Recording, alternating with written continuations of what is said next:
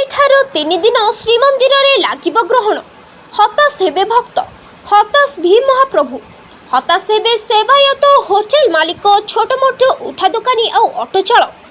କୃତ୍ରିମ ଗ୍ରହଣ ପାଇଁ ଦାୟୀ ଶ୍ରୀମନ୍ଦିର ପ୍ରଶାସନ ଆଉ ସରକାର। ଆସନ୍ତାକାଲିଠାରୁ 3 ଦିନ ପାଇଁ ବନ୍ଦ ରହିବ ଶ୍ରୀମନ୍ଦିର। 3 ଦିନ ପାଇଁ ଗ୍ରାଉଣ୍ଡ ରେଡର ପେନିଟ୍ରେଟିଂ ସର୍ଭେ କରିବେ ଏଏସ୍ଆଇ। दिन 2 ରୁ ସନ୍ଧ୍ୟା 6 ପର୍ଯ୍ୟନ୍ତ କିମ୍ବା ନିରୀକ୍ଷଣ କାର୍ଯ୍ୟ ସରିବା ଯାଏ ଚାଲିବ ସର୍ଭେ। ତେଣୁ ଦିନ 1 ଠାରୁ ନିରୀକ୍ଷଣ କାର୍ଯ୍ୟ ସରିବା ଯାଏ ଭକ୍ତଙ୍କୁ ମନ୍ଦିର ମନା। 24 ତାରିଖ ସୁଦ୍ଧା ସର୍ଭେ ସାରିବାକୁ ଏଏସ୍ଆଇକୁ ନିର୍ଦ୍ଦେଶ। ଭକ୍ତମାନେ ନ ଆସିଲେ ପୁରୀର ଉଠା ଦୋକାନୀ, ଅଟୋ ଚାଳକ, ହୋଟେଲ ମାଲିକଙ୍କ 3 ଦିନ ଦାନା ପାଣି ବନ୍ଦ। ଏଥିପାଇଁ ଦାୟୀ କିଏ? ଭକ୍ତଙ୍କୁ ଜଗା ଦର୍ଶନ ମିଳିବନି କିନ୍ତୁ ଖାଇବାକୁ ମହାପ୍ରସାଦ ମିଳିବ। କି ମଜାକ!